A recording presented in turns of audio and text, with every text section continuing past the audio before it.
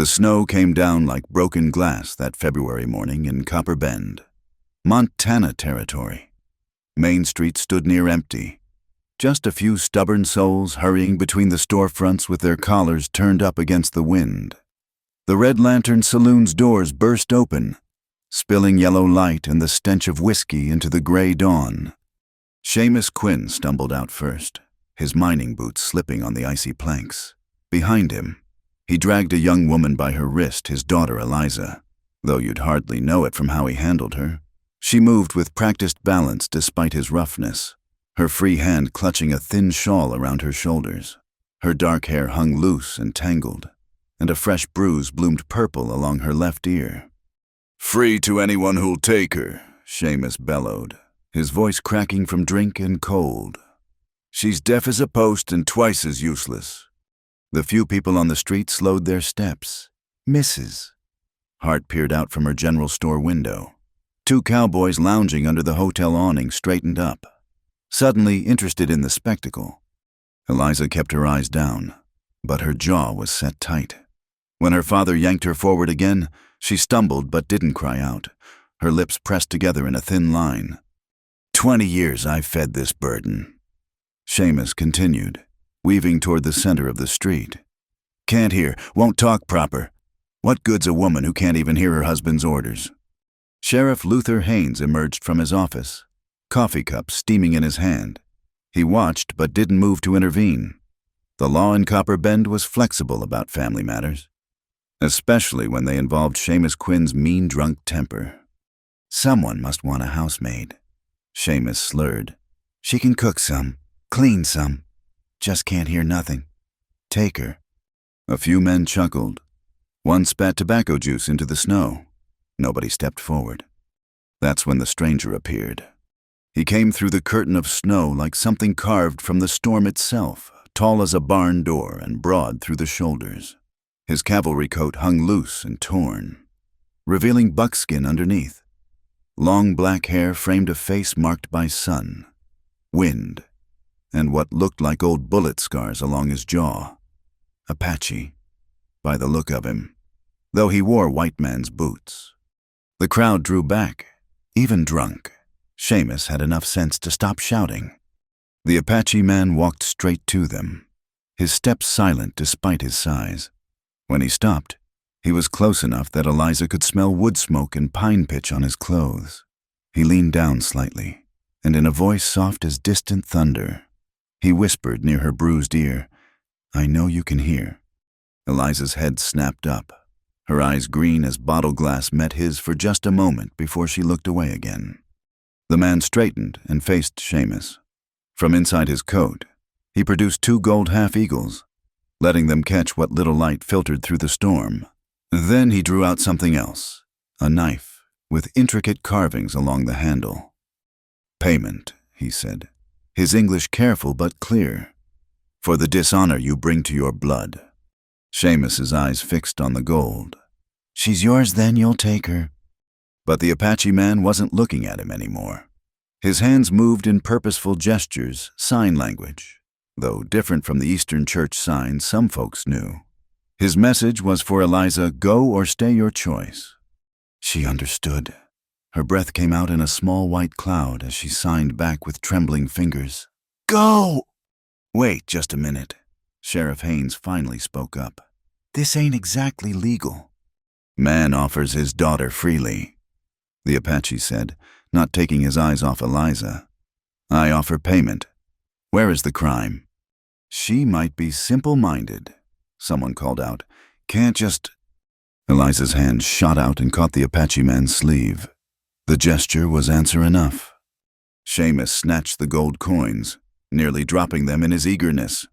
"Take her then, and good riddance to the cursed weight." The Apache man shrugged off his coat and wrapped it around Eliza's shoulders.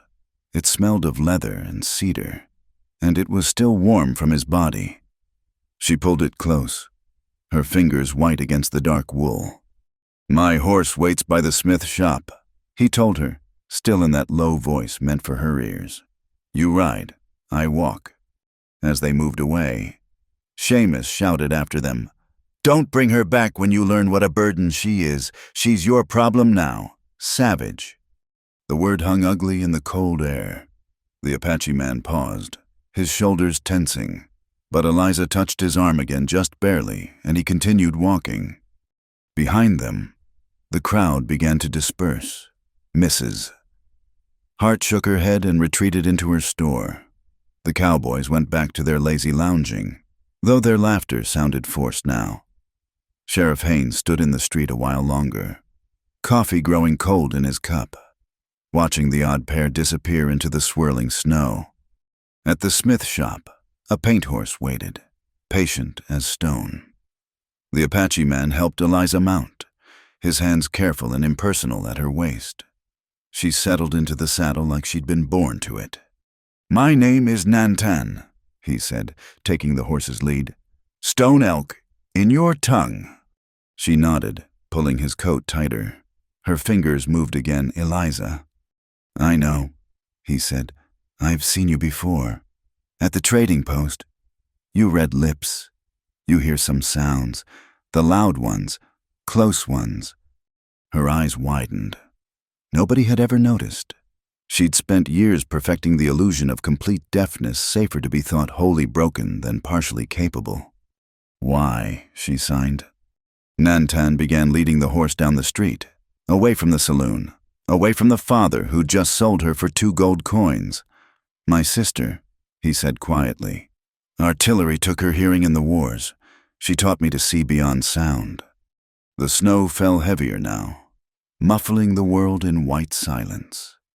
Eliza looked back once at Copper Bend, at the cramped rooms above the saloon where she'd spent 19 years learning to be invisible. Her father had already stumbled back inside, probably to drink away his newfound wealth. She faced forward again, toward whatever lay ahead in the storm. The horse's breath steamed in the cold. Nantan's steady pace never faltered, leading them toward the mouth of Bitter Run Canyon. For the first time in years, Eliza felt her shoulders relax. She wasn't being saved, she understood that. This quiet giant with scarred hands hadn't purchased her out of pity or nobility. He'd simply offered her what no one else had a choice. The wind picked up, driving snow horizontal across their path. Nantan glanced back to check on her. She met his look steadily, no longer needing to play the part of the helpless deaf girl. He almost smiled, just a slight softening around his eyes. Then he turned back to the trail, leading them away from Copper Bend and into the white unknown of the canyon country. Behind them, the town faded into the storm like a bad dream dissolving in the morning light. Ahead lay only the quiet promise of the mountains, and a life yet to be written. The canyon walls rose around them like cathedral spires, red rock streaked with snow. The trail wound narrow and treacherous, forcing Nantan to guide the paint horse with extra care. Ice made the stones slick as oil, and more than once the horse's hooves slipped before finding purchase. Eliza gripped the saddle horn, her knuckles white beneath Nantan's borrowed coat. The wind howled through the canyon, but down here between the walls, she could feel its vibration more than hear it scream. Pine resin mixed with wet stone created a sharp, clean smell that cut through the cold. They climbed for what felt like hours, the trail switching back on itself as it ascended. Nantan never spoke, but occasionally he'd glance back, checking her seat on the horse. Each time, she'd straighten her spine, proving she could handle the journey. Finally, as the afternoon light began to gray, they rounded a bend and Eliza saw it, a cabin built into the canyon wall itself. Half timber, half natural stone. It seemed to grow from the cliff face like it had always been there. Smoke drifted from a stone chimney, and a small forge sat protected under a lean-to beside the main structure. Nantan led the horse to a small stable carved from the rock. As he helped her dismount, Eliza's legs nearly buckled from cold and the long ride. He steadied her with one hand, then immediately stepped back, giving her space to find her own balance. The cabin's interior was warmer than she'd expected. A fire crackled in the hearth, and oil lamps cast golden light across walls lined with unexpected treasures books on rough-hewn shelves, maps tacked between the logs, bundles of herbs hanging from the rafters.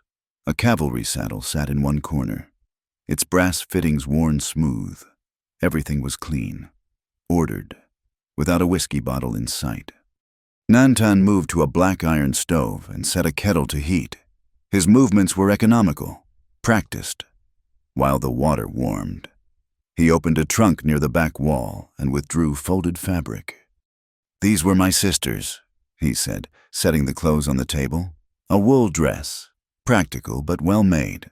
Undergarments, even a pair of doe-skin boots decorated with beadwork. "Sarah, she was about your size." Eliza touched the dress, feeling the quality of the wool. Her fingers found the question was fever, 3 winters ago. He turned back to the stove, giving her privacy to process this. The clothes should be changed from what you wear now. That life is behind. While he busied himself with the kettle, Eliza studied the space more carefully. No dust on the books, no empty bottles hidden in corners. The bed, just one bed, she noted, was made military neat with wool blankets and a bear hide. But there was also a pallet rolled up near the fire, thick with furs. She changed behind a blanket he'd strung across one corner, her frozen fingers struggling with buttons. Sarah's dress fit well enough, though a bit long. The boots were soft and warm, rabbit fur lining the inside. When she emerged, Nantan had set out 2 cups of tea that smelled of willow bark and something else mint. "Maybe?" He gestured to the chair across from him. "Sit. We need to speak of rules." Eliza sat carefully, wrapping her hands around the warm cup. The heat seeped into her palms, chasing away the last of the canyon's chill. "This is my home," Nantan began, his voice low and measured. "You are a guest here. The bed is yours. I sleep there." He indicated the pallet by the fire. "You cook if you wish, or I cook. We share the work, but—" His eyes met hers, dark and serious. "I do not touch without asking. You do not touch without asking. This is the first rule." She nodded, something easing in her chest. Her fingers moved. "Why did you take me?" He was quiet for a long moment, sipping his tea. "You know Apache sign? Not perfectly, but you know it. Where did you learn?" Her cheeks warmed. She'd found an old army manual in the trading post, pages water-damaged but still readable. She'd taught herself in secret, practicing in the mirror when her father was passed out drunk. "Books," she signed. "Books." He almost smiled again. "I learned from a cavalry scout, deaf from cannon fire at Antietam. He taught me that hearing happens in more than ears." He tapped his chest. "Here." Then his palm. "Here, in the bones, in the watching." Eliza set down her cup and placed her palm flat on the wooden table. The vibration of his voice traveled through the wood, faint but present. She'd discovered this trick years ago, but had never met anyone who understood it. "Your father called you deaf and mute," Nantan continued. "But I've watched. You hear some thunder, gunshots, close voices, and you speak. I've heard you whisper to the horses at the stable." Her face flushed hot. That was her closest secret, those moments alone with the animals when she let her voice creep out, rusty and uncertain. "Tomorrow, you decide," he said. "Stay and learn to use what voice you have, or I take you to the mission school in Bozeman. They teach signing there. Either way, your choice." "Why do you care?" she signed, genuinely puzzled. Nantan rose and moved to the bookshelf. He pulled down a slim volume, Emerson's Essays. She noted with surprise, "A man in Boston told me once that we must be our own masters, that each soul must choose its path." He set the book before her. "I believe this. You've lived 20 years as your father's property. Now you choose." Eliza stared at the book, then at this strange man who spoke of choice like it was something real, something she could actually have. Her throat felt tight with emotions she couldn't name. The fire popped, sending sparks up the chimney. Outside, wind howled through the canyon, but inside the cabin felt still, safe. suspended in time. "I can read," she signed finally, "and write, and cook. I know herbs which heal, which harm. I can tend animals, mend clothes, keep accounts." She paused, gathering courage. "But my voice, it's ugly, broken." "Let me hear it." The request was gentle, but Eliza felt panic flutter in her chest.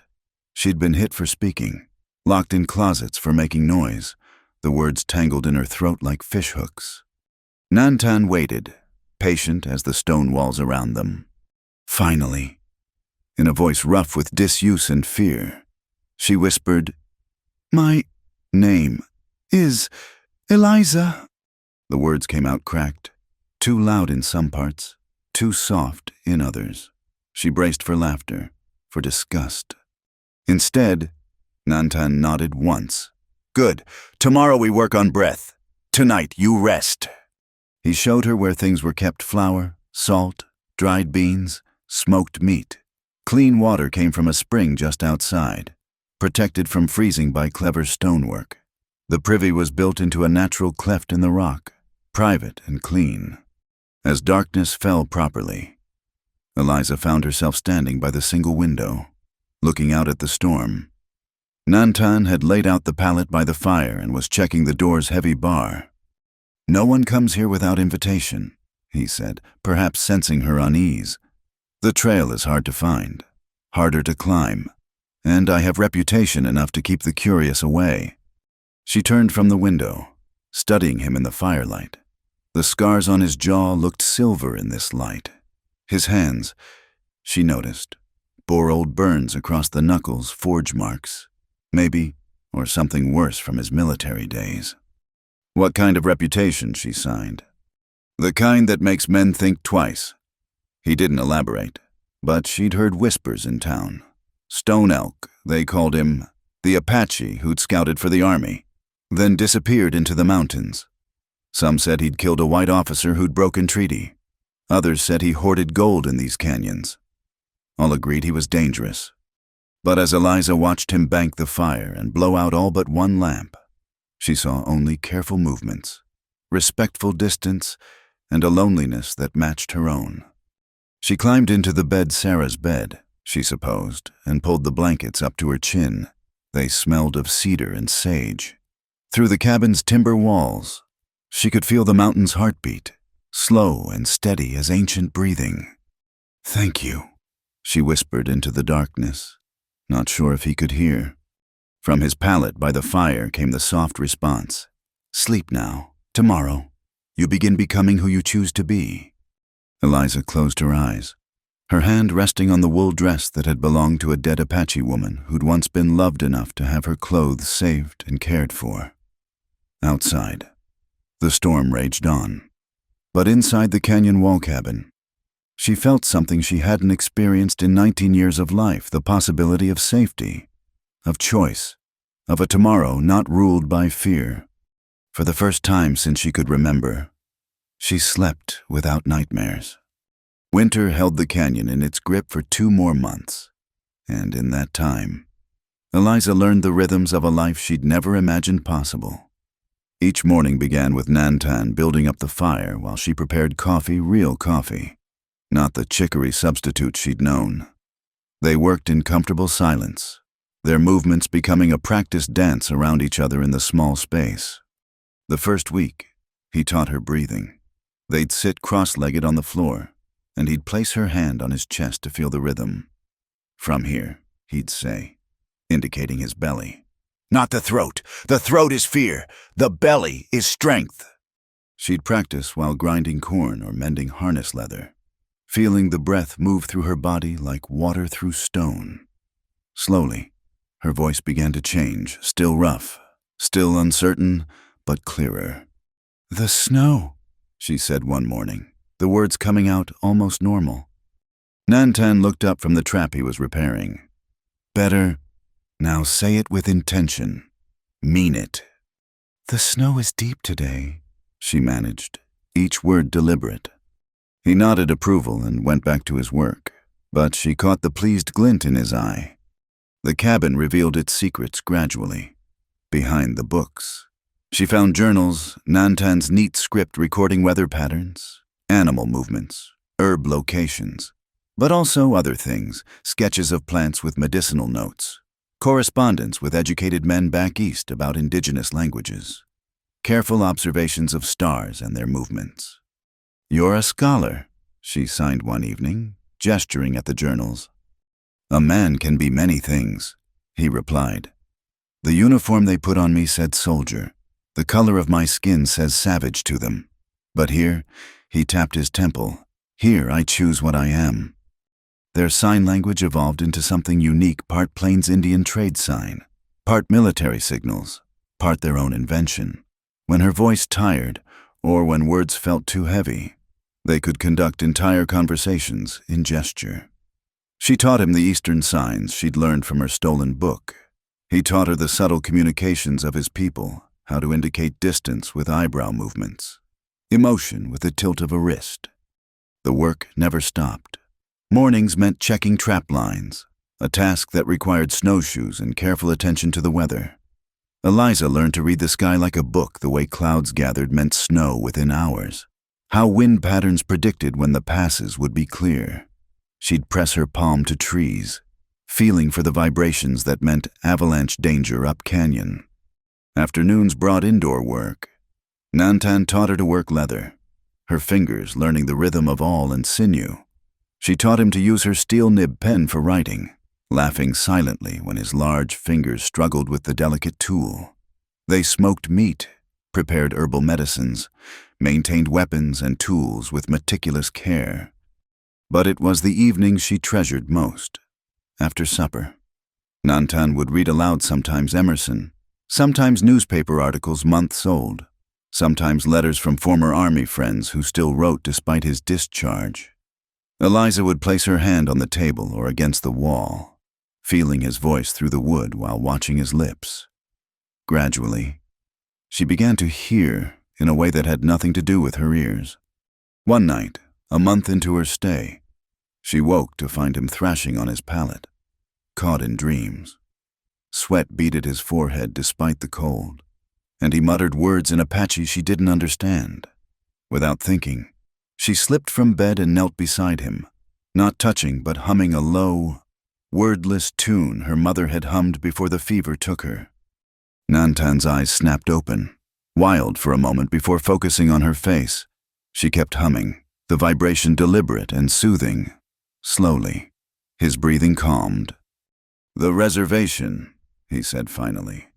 "I dream of the reservation camps, children starving while beef rotted in government warehouses." He sat up, running hands through his hair. "I'm sorry you saw that."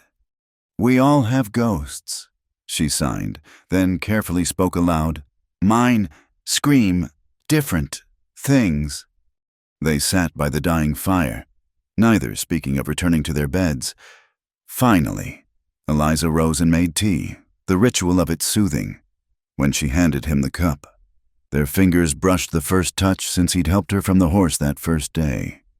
Neither pulled away. "Your father," Nantan said carefully. "Did he—" He stopped, rephrasing. "The bruises, were they always there?" She nodded, unconsciously touching her left ear where the worst damage was. "When I made noise, or when the mine went bad, or when—" She shrugged. "There didn't need to be reasons." "No one hits here," he said firmly. "Not for speaking, not for being, not for any reason." The conviction in his voice made her throat tight.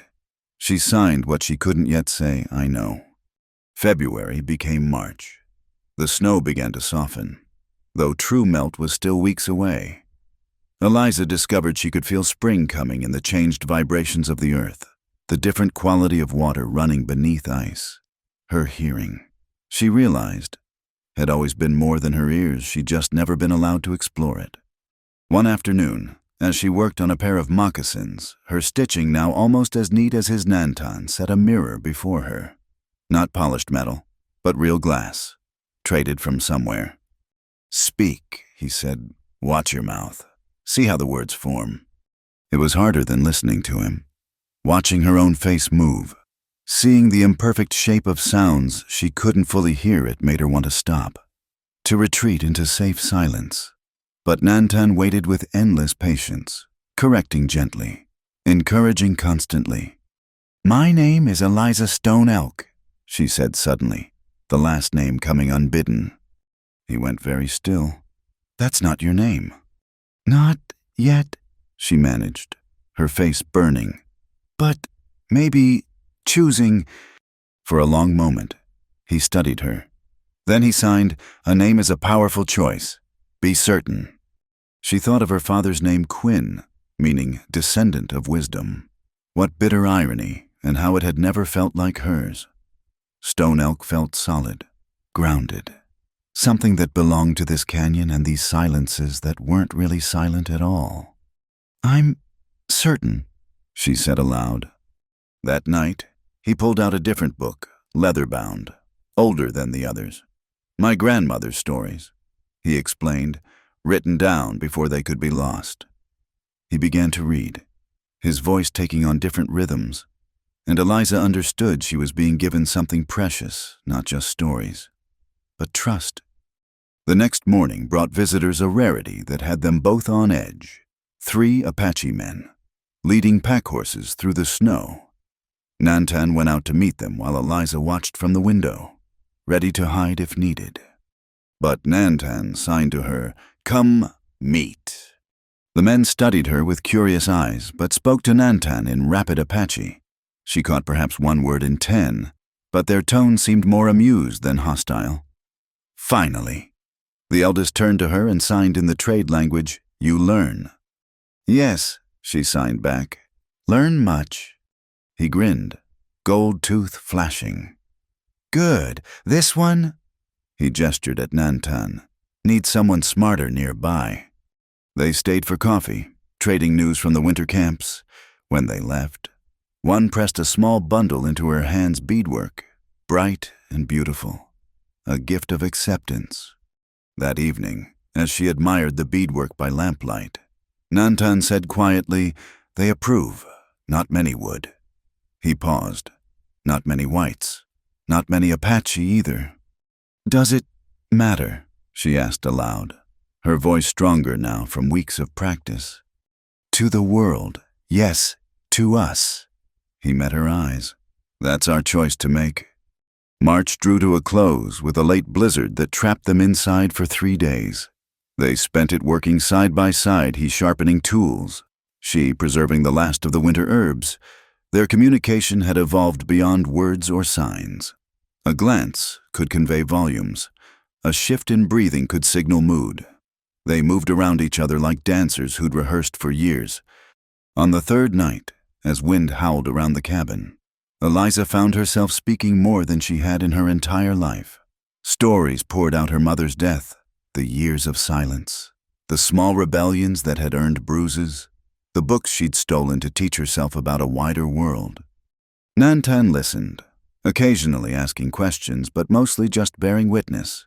When she finally ran out of words, throat raw, he said simply, "You survived. Now you choose what comes next." "I want to stay," she said clearly, no hesitation in the words. "Want to learn everything?" "Then you will," he replied. "Spring comes soon. The town will expect us to appear. Trade winter furs. They'll have opinions about you being here." "Let them," she said, and was surprised by the steel in her voice. He smiled then, a real smile that transformed his scarred face. Spoken like a stone elk? That night, for the first time, she didn't return immediately to her bed after evening tea. Instead, she sat beside him on the floor, backs against the wall, watching the fire die to embers. No words, no signs. Just shared warmth and the quiet understanding that something had shifted between them, subtle as spring water moving beneath winter ice. The thaw came gradually to Copper Bend, turning Main Street into a river of mud. Eliza rode beside Nantan on her own horse, now a sturdy mountain pony he'd traded for during the winter. She wore Sarah's clothes still, but altered to fit her properly, and her hair was braided in the practical style she'd learned. 4 months had changed her from the ghost who'd left in a snowstorm to someone who sat straight in the saddle, eyes clear and watchful. They needed supply salt, flour, roofing nails for repairs after winter's damage. Nantan had furs to trade. Normal business, he'd said, but Eliza felt the tension in his shoulders as they descended into town. The first stairs came at the outskirts. Mrs. Paulson, hanging laundry, dropped a wet sheet in the mud. Tom Bradley, the banker's son, nearly walked into a post watching them pass. By the time they reached Hart's General Store, a small crowd had gathered, pretending to go about their business while stealing glances. Nantan dismounted first, then helped Eliza down a courtesy that set tongues wagging. They entered Hart's together, the bell above the door seeming too loud in the sudden quiet. Mrs. Hart stood behind the counter, her mouth opening and closing like a landed fish. "Eliza Quinn," she finally managed. "We thought that is, your father said." "My name is Stone Elk now," Eliza said, her voice clear enough to carry, "I need 3 pounds of salt, 10 of flour, and roofing nails." The words came out steady, only slightly rough around the edges. "Mrs." Hart's eyes went wide as saucers. "You can speak," she breathed. "I always could." Eliza moved to examine the bolts of cloth, running her fingers over the material. "I choose when to use it." Nantan set his bundle of furs on the counter, beginning negotiations as if nothing unusual was happening. But Eliza could feel the energy building outside, people gathering, whispers multiplying like breeding rabbits. The door burst open. Elias Boone filled the frame, all 22 years of privileged arrogance. His father owned the largest ranch in the valley, and Elias had always looked at Eliza like she was livestock to be appraised. "Well, well," he drawled, 2 friends flanking him. "The dummy learned to talk. Miracles do happen." Nantan's hand stilled on the furs, but he didn't turn. "Mr. Boone," Eliza said calmly, "I hear you perfectly. Every filthy word you used to whisper when you thought I was deaf. Every disgusting suggestion you made to your friends about what you'd like to do to the mute girl." The color drained from Elias's face. Behind him, Jake Morrison and Pete Garrett shifted uncomfortably, remembering their own crude comments over the years. "Now wait just a minute," Elias started. "September last," Eliza continued, her voice growing stronger. "Behind the church, you told Pete you'd pay $50 to spend an hour with me. Said I couldn't tell anyone if I couldn't talk." She paused, meeting the eyes of everyone in the store. "I remember everything, every word, from all of you." Mrs. Hart had gone pale. She'd been there for some of those conversations. Eliza recalled, tisking disapprovingly but never intervening. "You can't prove anything," Elias blustered, but his bravado was crumbling. "I don't need to," Eliza replied. "I'm not seeking justice, just clarity. I hear, I speak, I remember, and I choose who deserves my words." Sheriff Haynes pushed through the crowd at the door. "What's the commotion?"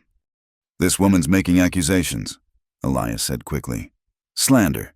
Says she's married to this Apache, living in sin up in the canyon." "Not married," Nantan said quietly, speaking for the first time. "She is a guest in my home, learning skills her father never allowed her to develop. All proper, all honorable." He turned to face Elias fully. "Unlike some men's intentions. She should be in the church's care." Elias pressed. "A young woman, damaged, living with a savage." The word had barely left his mouth when Eliza stepped forward. "Damaged," her voice cracked like a whip. "By whom? The savage who taught me to speak, or the good Christian men who saw me as furniture to be used?" "You need protection," Elias insisted. "Proper guidance." "From you," Eliza laughed, the sound rusty but real.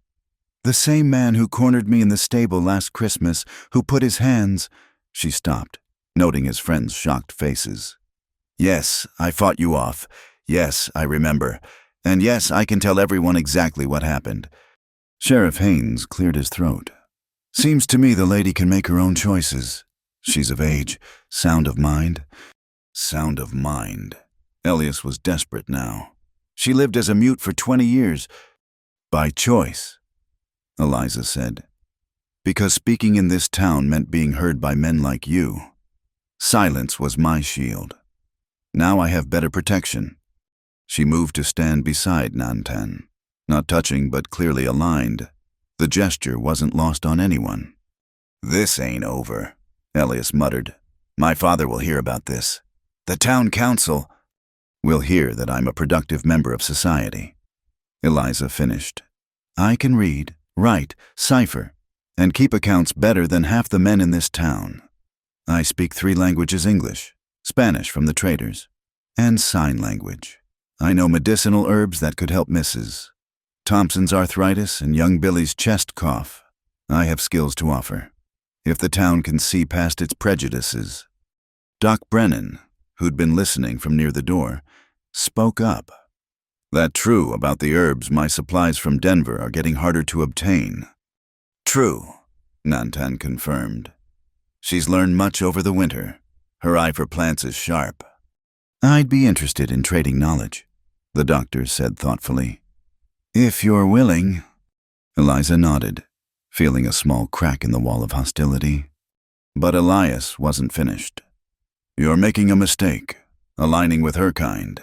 The Apache are leaving, one way or another. Federal agents are coming through, rounding up strays. I have citizenship papers, Nantan said mildly. Earned through service, my land is deeded legal. Any federal agent is welcome to check. Papers can be lost, Elias said darkly. Accidents happen. The threat hung in the air like smoke. Several townspeople shifted uneasily. They'd seen what happened when the Boone family decided to make trouble for someone. Yes, Nantan agreed. Accidents do happen, like when someone's barn burns because they stored lamp oil improperly, or when cattle wander off because fence lines weren't maintained. Carelessness is dangerous in this country. His tone was perfectly pleasant, but Elias took a step back. Everyone knew Nantan had scouted for the army, had survived battles that killed trained soldiers. The implied warning was clear. Sheriff Haynes stepped between them. I think we've all said enough for one day. Folks got business to conduct, I'm sure. The crowd began to disperse, but slowly, everyone craning for last looks. Elias left last, pausing at the door. This isn't over, he repeated. My father has connections. The church has influence. You can't just live up there like heathens. We live honestly, Eliza said simply. Can you say the same? He slammed out without answering. Through the window. She watched him gather his friends, gesturing angrily as they walked toward the saloon. Mrs. Hart finally found her voice. Well, did you still need those supplies? Business proceeded with strained normalcy. Other customers gave them wide berth, but Eliza noticed some of the looks were more curious than hostile now. Young Mrs. Peterson even nodded slightly when their eyes met. Her husband was away mining, and Eliza remembered how the woman struggled with the account books. As they loaded their purchases, Doc Brennan approached. I meant what I said about the herbs. I've been reading about traditional remedies, but book learning only goes so far. Come by in 2 weeks, Nantan suggested. The early spring plants will be ready for harvest then. I'll do that. The doctor tipped his hat to Eliza. Ma'am, good to hear your voice at last. They rode out of town in silence, but Eliza could feel the weight of eyes on their backs. Only when they reached the canyon's mouth did Nantan speak. You did well. I was angry, she admitted. Years of anger, finally given voice. Anger can be useful, but Elias won't forget. Neither will his father. They'll make trouble. I know. She turned in her saddle to look at him. Are you sorry you brought me here? No. The word was immediate. Certain. Are you sorry you came? No. She matched his certainty. For the first time in my life, I feel real, visible, even if they hate what they see. Some didn't hate it, he observed. The doctor, the Peterson woman, maybe others, given time. And if they can't accept it, he shrugged. Then we live as we choose anyway. The canyon doesn't care about their opinions. They rode on, the late afternoon sun warming the red rock walls. Behind them, Copper Bend buzzed with gossip. Ahead, their cabin waited, solid and safe, and theirs. There'll be consequences, Eliza said quietly. Yes, Nantan's voice was steady. There always are. When someone stops being what others expect, but you faced them down, spoke your truth, that takes courage. I had a good teacher, she said, allowing a small smile. You had the courage already, he corrected. I just helped you find your voice. As they climbed the familiar trail, Eliza felt the day's tension slowly unwinding. She'd been to town. She'd spoken aloud to those who dismissed her as broken. She'd stood her ground. Tomorrow would bring new challenges, Elias and his father, the church authorities, the federal agents he'd mentioned. But tonight, she'd cook dinner in their quiet cabin. And Nantan would read aloud by the fire, and she'd feel his voice through the wooden walls like a heartbeat. She was Eliza Stone Elk now, whether the town accepted it or not, and for the first time in her life, that felt like enough. The federal agent arrived on a Tuesday, his black suit dusty from the ride up from Helena. Eliza spotted him first from her herb-gathering spot above the cabin, a thin man with wire spectacles, leading two horses, one carrying official-looking saddlebags.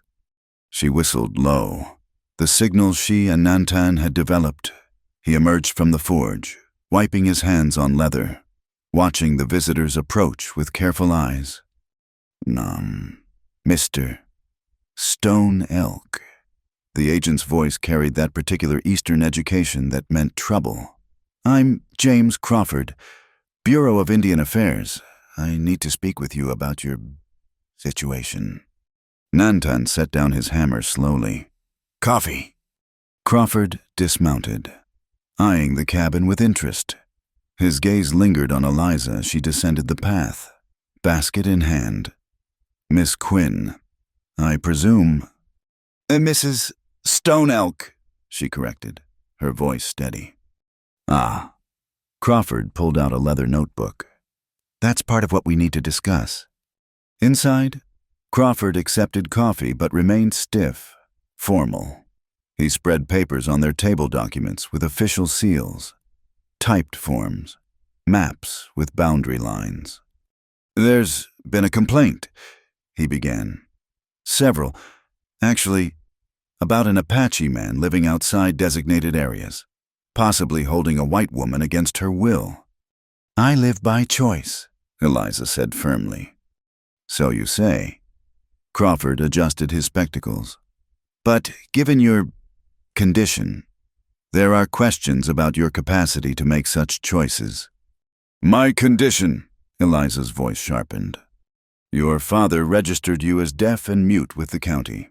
Legally incompetent. He had papers drawn up years ago. Nantan's hand stilled on his coffee cup. She speaks clearly. She hears. What more proof do you need? Medical certification, for one. Crawford consulted his notes.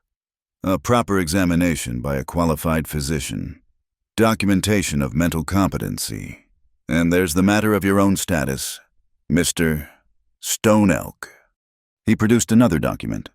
You claim military service exempts you from removal orders. I'll need to verify those papers. Nantan rose and retrieved a worn leather folder from a shelf. Inside were his discharge papers, the citizenship document, and the land deed. Crawford examined each with bureaucratic thoroughness. These appear legitimate, he admitted reluctantly. Though I'll need to confirm with Fort Ellis. However, he turned back to Eliza. There's still the matter of this alleged marriage. No record exists in the county files. Apache custom, Nantan said, legal under treaty provisions. Perhaps, but Miss Quinn, excuse me.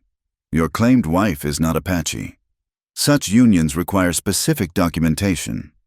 Crawford pulled out more forms. Furthermore, Mr. Elias Boone has filed papers asserting that Miss Quinn requires protection, that she's being exploited due to her diminished faculties. Elias Boone tried to assault me, Eliza said bluntly. Multiple times. I'd swear to that before any judge. Crawford's pen paused. That's a serious accusation. The truth often is. She leaned forward. Test my competency. Ask me anything. I'll demonstrate my reading, writing, mathematics. I speak English, Spanish, and sign language. I know the medicinal properties of 37 regional plants. I can calculate interest rates and parse legal contracts. What exactly makes me incompetent? Your father's sworn affidavit. My father sold me for 2 gold coins and whiskey money. Eliza interrupted. Check his credibility against mine. Crawford made notes, his expression unreadable.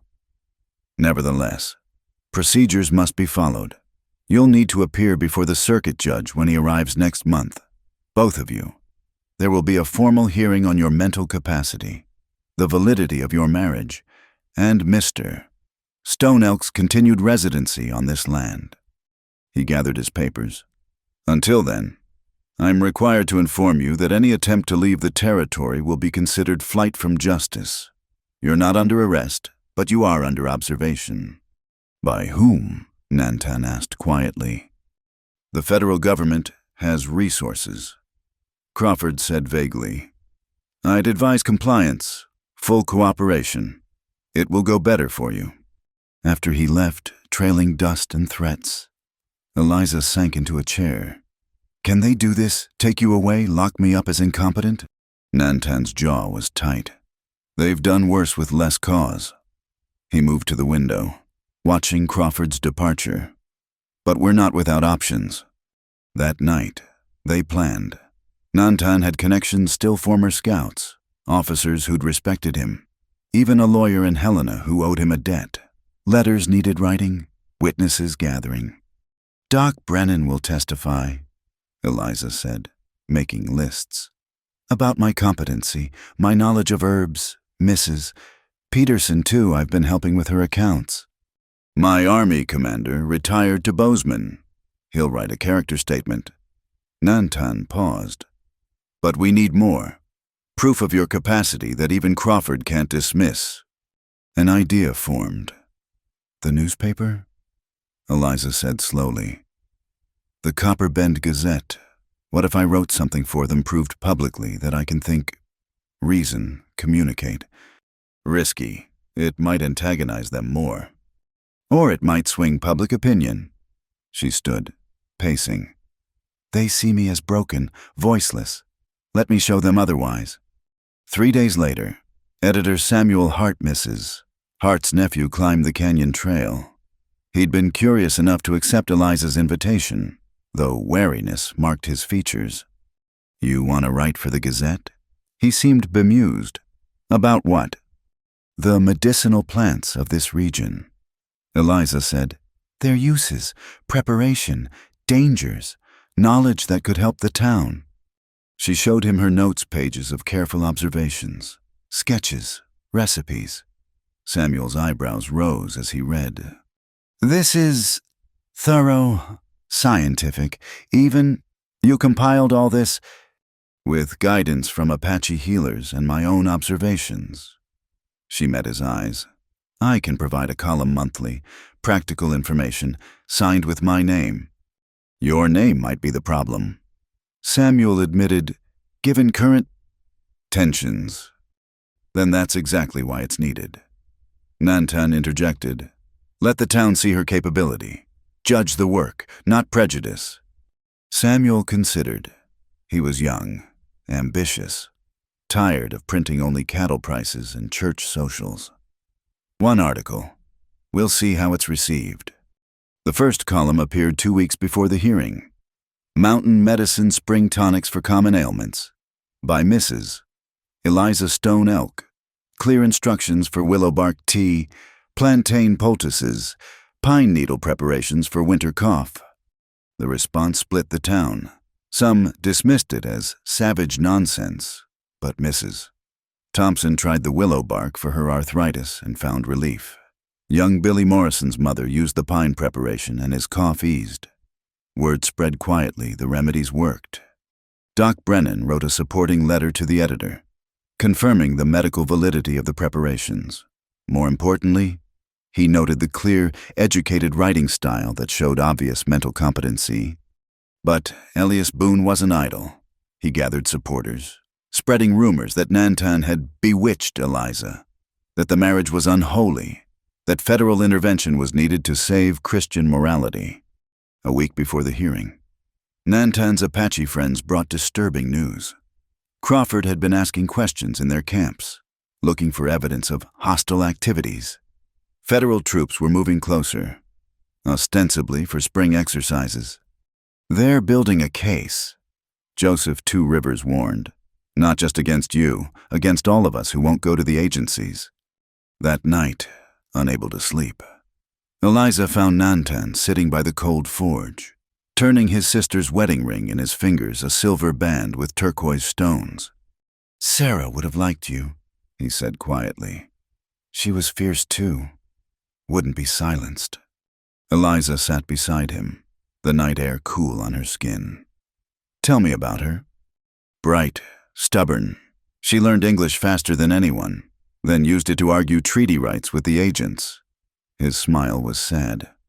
"The fever took her voice first. She spent her last days signing frantically, making sure her words were remembered." "What did she say?" "That silence is death, that we must speak, even when they don't want to listen, especially then." He turned the ring again. "She married a white man, a teacher. Some said she betrayed her people. She said love chooses its own path." "What happened to him?" "Returned east after she died. Couldn't bear the memories." Nantan held out the ring. "This should be worn again, by someone who understands both worlds." Eliza's breath caught. Are you... "I'm asking if you'll make our Apache marriage legal in their eyes too. Not because Crawford demands it, but because I want no doubt. You are my choice. Eliza Stone Elk, if you'll have me." She took the ring with trembling fingers. It fit perfectly, the turquoise bright against her sun-browned skin. "Yes," she whispered, then stronger. "Yes." They were married 2 days later by Reverend Patterson, the circuit preacher who'd arrived early for the hearing. He was young, idealistic, willing to perform the ceremony despite congregational disapproval. Doc Brennan stood as witness, along with Mrs. Peterson and, surprisingly, Samuel Hart. "I believe in the power of the press," Samuel said afterward. "And this will make one hell of a story." The wedding was simple. Eliza wore Sarah's best dress, Nantan his military jacket. They exchanged vows in English and sign language both, Reverend Patterson stumbling only slightly over the unfamiliar format. When they returned to the cabin, they found Crawford waiting with 2 federal marshals. "Congratulations on your nuptials," he said dryly. "I trust you have proper documentation this time." Eliza handed him the marriage certificate, freshly signed and witnessed. Crawford examined it with clear disappointment.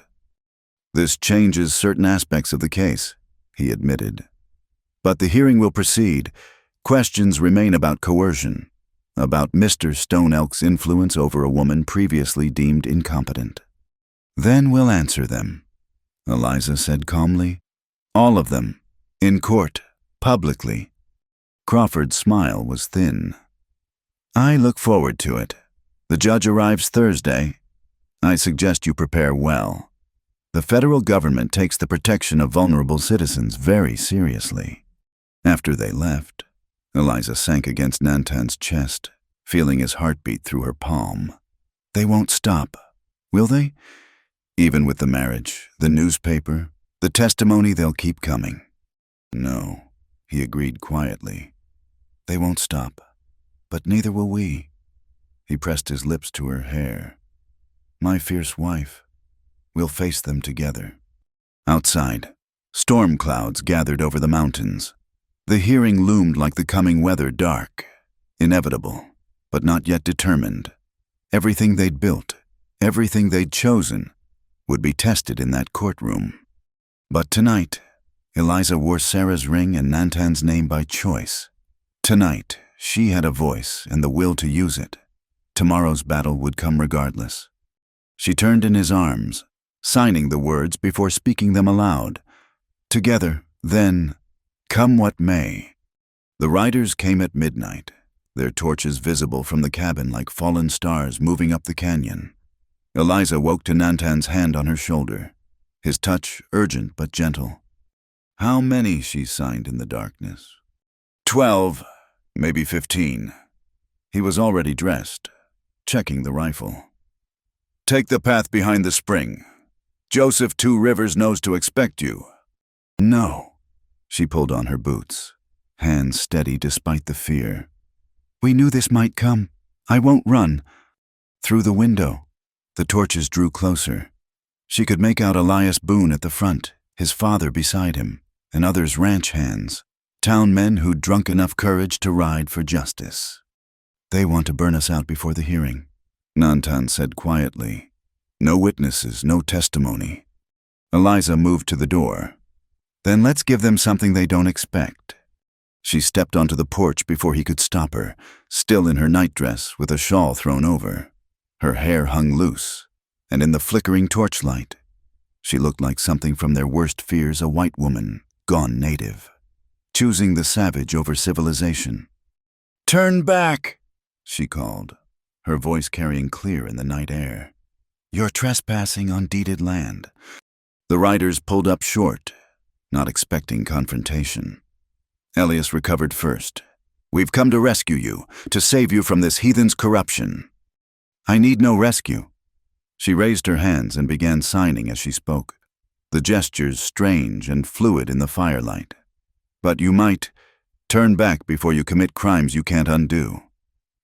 Some of the horses shifted nervously, to men already on edge. Her signing looked like conjuring, like the curses they'd heard Indians could cast. She's bewitched, someone muttered. Look at her eyes. I see clearly. Eliza interrupted. I see Tom Morrison, whose son I helped cure, Jake Garrett, whose mother buys my remedies, Frank Palmer, who can't read his own contracts. She named each man, her voice growing stronger. I know you all, and I'll remember who rode with torches in the night. Nantan appeared beside her, rifle held casually but ready. 15 armed men against a woman in her nightclothes. This is your Christian courage. You've corrupted her, the elder Boone spat, filled her head with savage ways. I've taught her to think, Nantan corrected, to speak, to choose. That frightens you more than any weapon. We'll burn you out, Elias threatened. Cleanse this canyon of your poison. Try? Nantan's voice was winter cold. But fire spreads in these winds. The canyon funnels it down toward town, toward your ranch. Boone, how's your drought-dry hay stored? It was a bluff the wind blew up canyon tonight, but several men looked nervous. Fire was every rancher's nightmare. You wouldn't dare, Boone Sr. growled. I've fought wars, Nantan reminded them. Used fire as a weapon. Do you think I've forgotten how? He paused. But there's another way. Face us at the hearing. Make your accusations legally, unless you're afraid of what Eliza might say under oath. The challenge hung between them. Some of the riders were already backing their horses, torches wavering. This ain't over, Elias promised. The judge will see through your tricks. Then why come with torches? Eliza asked. Why not wait for law? Because they weren't sure the law would side with them, everyone knew it, even if none would say it aloud. Mark my words. Boone Sr. said finally. You'll regret choosing this path, girl.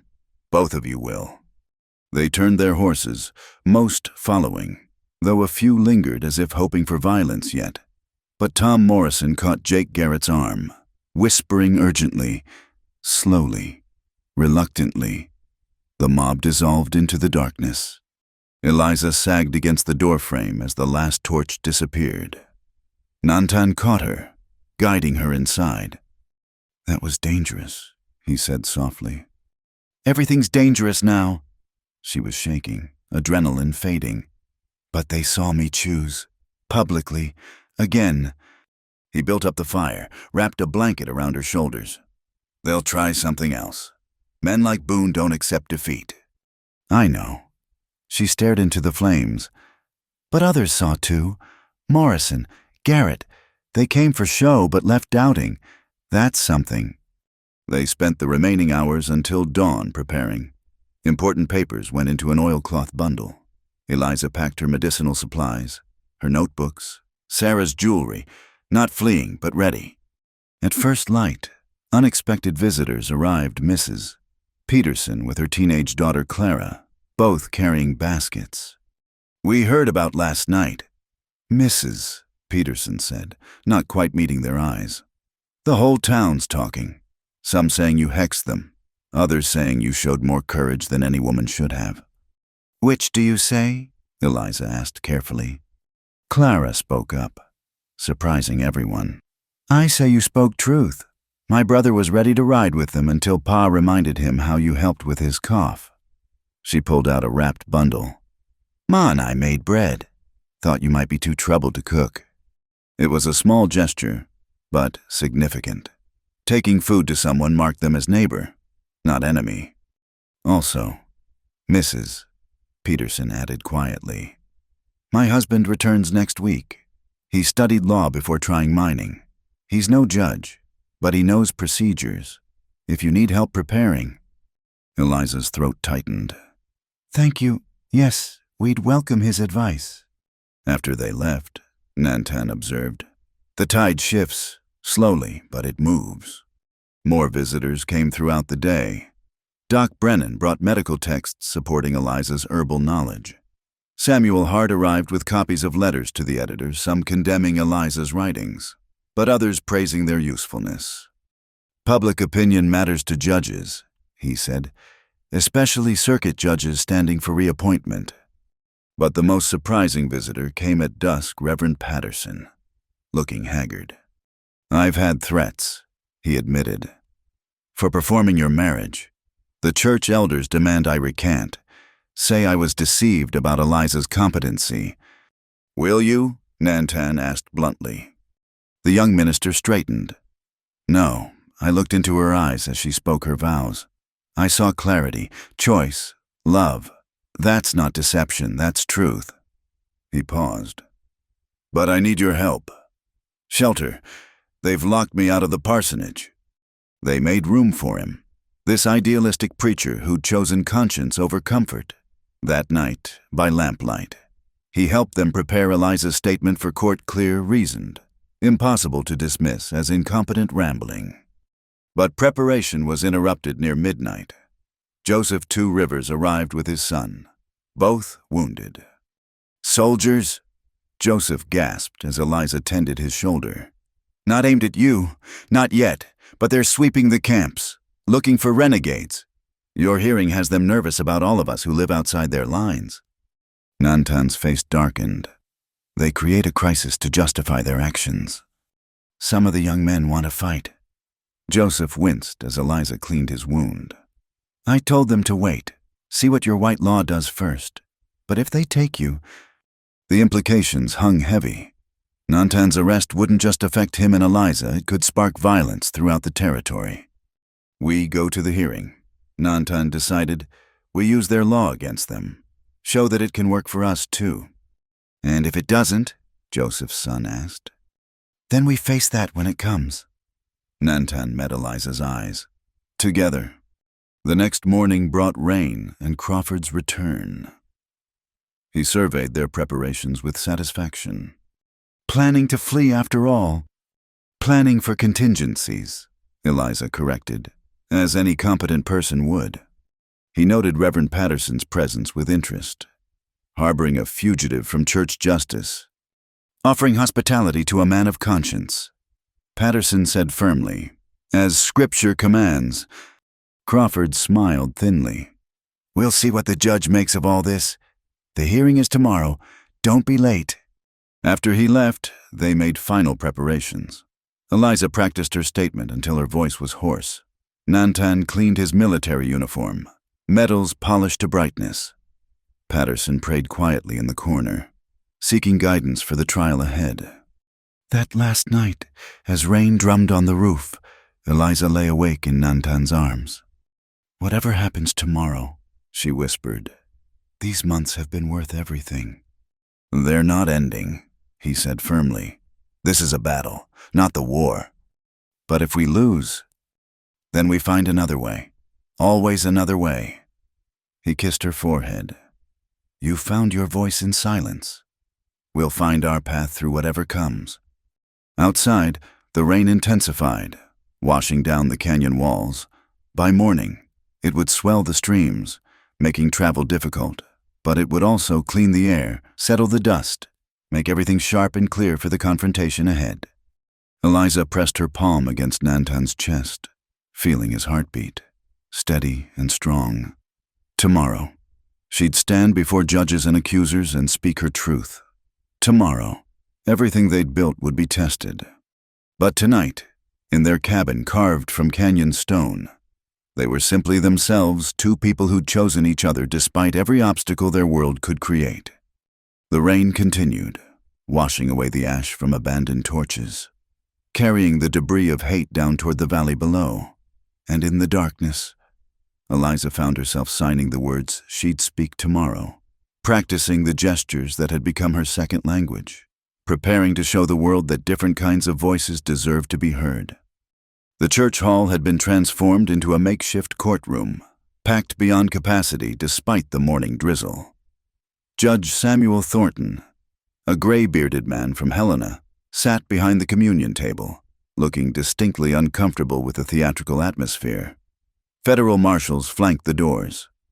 Eliza entered on Nantan's arm, wearing her best-dressed store-bought fabric but sewn with Apache patterns at the hem, a deliberate choice.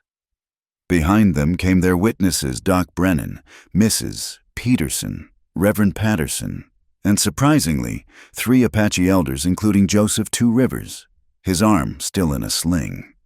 Across the aisle sat the opposition.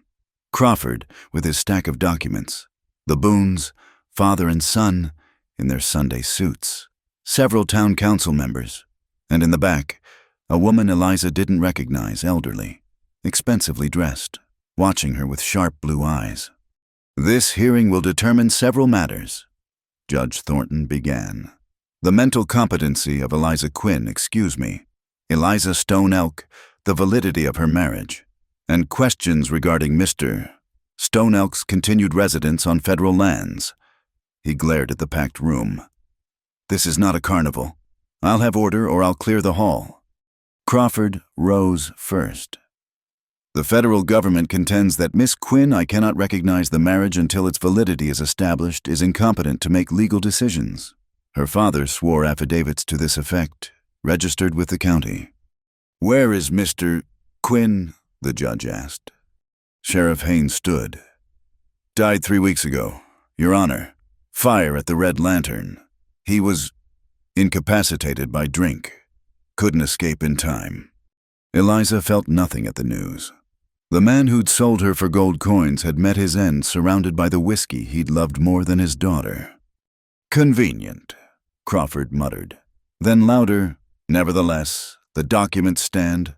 Furthermore, we assert that Mr. Stone Elk has used his influence over a vulnerable woman for his own purposes."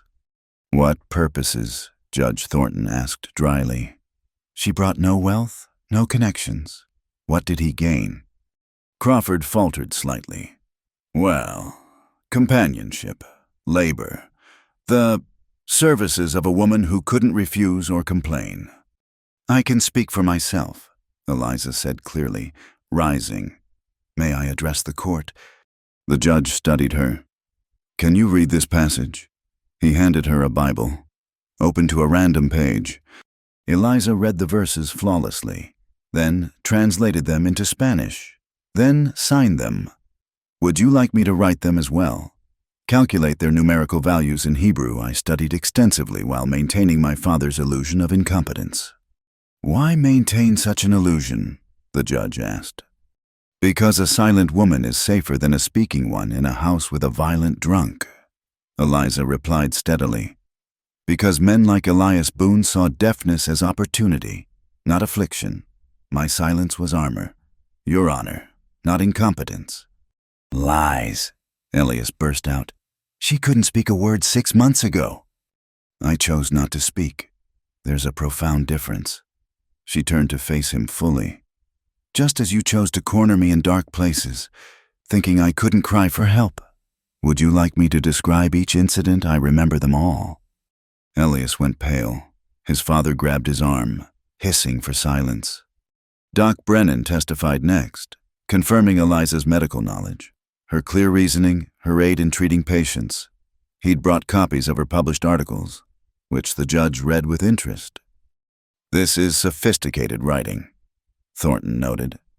Hardly the work of an incompetent mind. Mrs.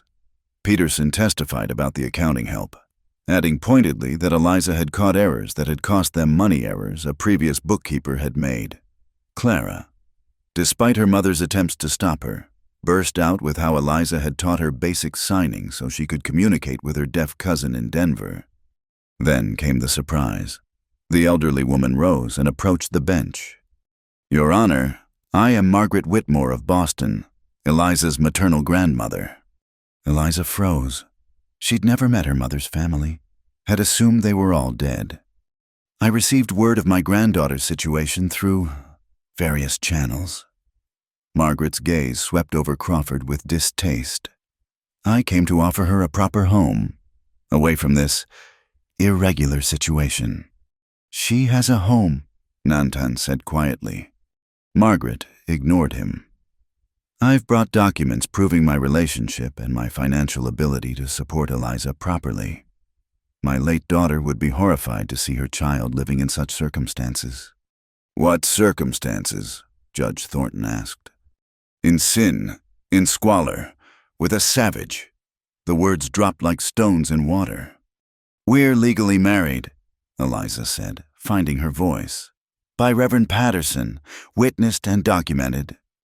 A marriage coerced by isolation and dependence. Margaret countered. Come home with me, child. You'll have education, society, proper medical care for your affliction. I'm not afflicted, Eliza interrupted. I'm different, and I choose my own path. Margaret's composure cracked. You choose this Apache over your own blood, your own people. He is my people now, Eliza said simply. By choice, by love, by law. The courtroom erupted. Crawford demanded recognition. The Boones shouted about racial mixing. Several women gasped theatrically. Judge Thornton pounded his gavel repeatedly. In the chaos, a side door opened. A tall man in an army uniform entered Colonel Marcus Webb, Nantan's former commander, travel-stained but bearing himself with military precision. Your Honor, he said as the room quieted, I apologize for my late arrival. The rains made travel difficult. And you are? Colonel Webb, retired. I commanded Mr. Stone Elk during his service. I understand his character is in question. The judge allowed his testimony. Webb spoke of Nantan's bravery, his intelligence, his crucial role in preventing conflicts between settlers and tribes. He produced commendations, service records, a personal letter from General Sheridan praising Nantan's contributions. This man earned his citizenship with blood and service, Webb concluded. To question his right to live where he chooses, marry whom he chooses, is to question the very principles he fought to defend. Crawford tried to object, but Thornton waved him down. Mr. Stone Elk, do you have anything to add? Nantan stood slowly. Your Honor, they question my influence over my wife. I freely admitted I influenced her to speak when silence was killing her soul. I influenced her to use the gifts God gave her instead of hiding them. If that's a crime, I'm guilty. And Mrs. Stone Elk, your final words. Eliza rose, steady now. Your Honor, I spent 19 years voiceless by choice and necessity, silent in a world that saw my deafness as either burden or opportunity for abuse. Then I met a man who said, "I know you can hear." Not with pity, not with exploitation, with simple recognition. She pulled out a paper. "I've written my story, every word true, about the bruises hidden by hair, the hands that grabbed in darkness, the money taken from my keep while I was locked in rooms, about choosing silence because speech brought violence." Her voice strengthened. "And about finding someone who taught me that different kinds of hearing exist, that voices come in many forms, that choice, real choice, is the most precious gift one person can give another." She turned to Margaret. "Grandmother, you offer me comfort, but comfort built on denying who I've become is just another kind of prison. I'm Eliza Stone Elk, Apache by choice, speaking by choice, free by choice. I won't be silent again for anyone's comfort." The courtroom held its breath. Judge Thornton shuffled papers, clearly weighing his decision. Finally, he spoke. "The court finds Eliza Stone Elk fully competent, her marriage valid, and sees no cause to interfere with Mr. Stone Elk's residence on legally deeded land." He fixed Crawford with a stern look. "Furthermore, I'm troubled by the federal interest in this clearly personal matter. I'll be making my own report to Washington about the misuse of resources." The gavel came down with finality. Chaos erupted again. Elias Boone shouted about corrupted justice. Margaret approached Eliza, tears on her proud face, pressing a card into her hand before fleeing. Crawford gathered his papers with obvious fury. But others pressed forward with congratulations. Doc Brennan shook Nantan's hand. "Mrs." Peterson hugged Eliza. Even some who'd been hostile seemed thoughtful, reconsidering. Outside, in the drizzling rain, Colonel Webb pulled Nantan aside. "There'll be consequences. Men like Crawford don't accept defeat gracefully." "We know," Nantan replied. "But today, the law worked." "Hold on to that," Webb advised. "You'll need that faith for what's coming." As they prepared to leave, Eliza noticed Clara signing excitedly to a younger child, teaching what she'd learned, spreading the language of hands and choices. Margaret's card bore only an address and one line, "If you ever need sanctuary." Eliza tucked it away, then took her husband's arm. They had won today, but the war for their right to exist as they chose would continue. Still, as they walked through the rain toward their horses, she felt the victory in her bones. She had spoken in a court of law, been heard, been validated. "Home?" Nantan asked quietly. "Home," she agreed, then added with a small smile, "though perhaps we should prepare for more visitors, good and bad." "Let them come," he said. "We've proven we won't be moved."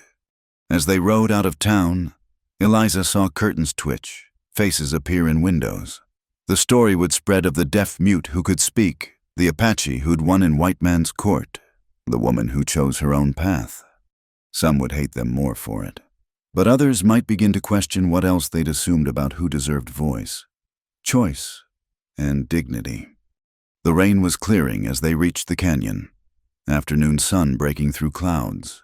Tomorrow would bring new challenges, but today, Eliza Stone Elk had stood in judgment and emerged not just free, but recognized. It was enough. For now, it was more than enough. Spring came early that year, bringing the worst flooding Bitter Run Canyon had seen in decades. The snowmelt rushed down from the peaks, turning streams into torrents. Eliza woke to the sound, or rather, the feeling of water thundering past their cabin, vibrating through the stone walls. "The lower bridge is gone," Nantan reported, returning from his morning check. "We're cut off from town for now." But isolation proved the least of their worries. By afternoon, riders appeared on the opposite bank, Elias Boone and his men, fighting the current with ropes and determination. Behind them, she could see they were driving something ahead of them in the water. "The dam," Nantan said grimly. "They're breaking the beaver dam upstream." The old dam had channeled water away from their cabin for years. Without it, the flood would sweep directly through their homestead. Eliza watched in horror as the men took axes to the ancient structure. releasing a wall of water and debris. "Inside," Nantan ordered. "Gather what you can carry. We go up." They had minutes. Eliza grabbed her medicine bag, her notebooks, Sarah's jewelry. Nantan took weapons, tools, the precious papers proving their legal status. The water hit just as they scrambled up the carved steps to the cave shelter above their emergency refuge. Stocked but never used, until now. From the safety of the cave, they watched the flood tear through their home. The door burst inward. Water filled the lower room, sweeping away furniture, books, the life they'd built on the far bank. Elias raised his hat in mocking salute before disappearing into the trees. "Everything," Eliza whispered. "They've destroyed everything." "Not everything," Nantan corrected. "We're alive. We're together. The rest can be rebuilt." But as the water receded over the following days, the damage became clear. The cabin's foundation was undermined, walls cracked, the forge destroyed. Worse without the bridge. They couldn't get to town for supplies or help. It was Clara Peterson who found them 3 days later, having ridden the long way around with her father. Mr. Peterson, newly returned from the mines, surveyed the damage with a lawyer's eye. "This was deliberate," he said. "I saw Boone's men buying axes and rope yesterday. They're boasting about it in town, saying the flood was God's judgment on your unnatural union." "Can we prove it?" Nantan asked. "Your word against theirs, and with Crawford stirring up federal concern about Apache unrest, few will testify." Peterson looked troubled. "There's talk of calling in troops to pacify the territory." That night, as they sheltered in the damaged cabin, Eliza made a decision. "We fight back, not with violence, with truth." "How?" "We teach." She gestured at the ruined room. "Not just herbs and healing. Everything. Reading, writing, signing, survival. We open our home, what's left of it, to anyone who wants to learn." Nantan studied her. "You want to bring the town here after what they've done?" "I want to bring the children, the ones like Clara, hungry for knowledge. The ones who see us as people, not problems." She touched his face. "They destroyed our home trying to drive us out. Let's rebuild it as something they can't destroy, a place of learning." Word spread slowly. Clara told friends. Doc Brennan mentioned it to patients. Reverend Patterson, still outcast from his church, offered to teach reading from the Bible. The first student came 2 weeks later, Timothy Morrison, the boy Eliza had helped cure. His mother brought him, defiant of neighbors' disapproval. "He wants to learn the hand-talking," she said simply. "His cousin in Denver is deaf." Then came others. The widow Martinez's grandchildren, eager to learn herbs. A discharged soldier missing an ear from artillery, desperate to communicate better. Even some Apache children from the higher camps, sent by parents who recognized the value of English literacy. They held classes in the cave at first, then under brush shelters as weather warmed. Nantan taught tracking and wilderness survival. Eliza taught signing, herb craft, basic medicine. Reverend Patterson offered reading and arithmetic. Mr. Peterson explained basic law rights people didn't know they had. The Canyon School, as it became known, grew despite opposition, or perhaps because of it. Every attempt to shut them down only brought more students, more curiosity about what the Boones feared so much. Then came the morning when Elias arrived with federal marshals, not Crawford this time, but new men with hard faces. By order of the territorial governor, one announced, "This illegal gathering is disbanded. These lands are under federal review for security purposes." "We have the deed," Nantan said calmly.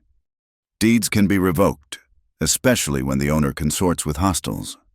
The marshal gestured at the Apache children. "Clear them out, or we will." That's when young Timothy Morrison stepped forward. At 8 years old, he stood barely waist-high to the marshals, but his voice rang clear. "I'm learning to talk to my cousin. Why is that illegal?" Other children joined him. Clara Peterson, the Martinez grandchildren, even two white boys from town whose parents didn't know they were there. They linked arms, a small line of defiance. "You'd arrest children, Mrs." Morrison demanded, having followed her son. For learning, the marshals hesitated. Behind them, more parents appeared, some supportive, others simply curious about the commotion.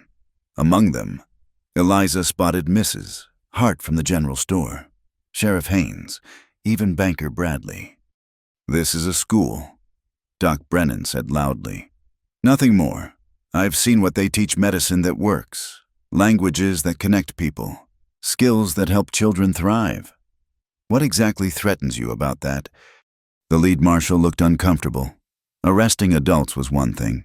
Arresting children for attending school, in front of their parents, was another entirely. That's when Elias made his mistake. Frustrated by the standoff, he grabbed Timothy roughly. "Get out of here, boy. This is no place for decent folk." Timothy cried out.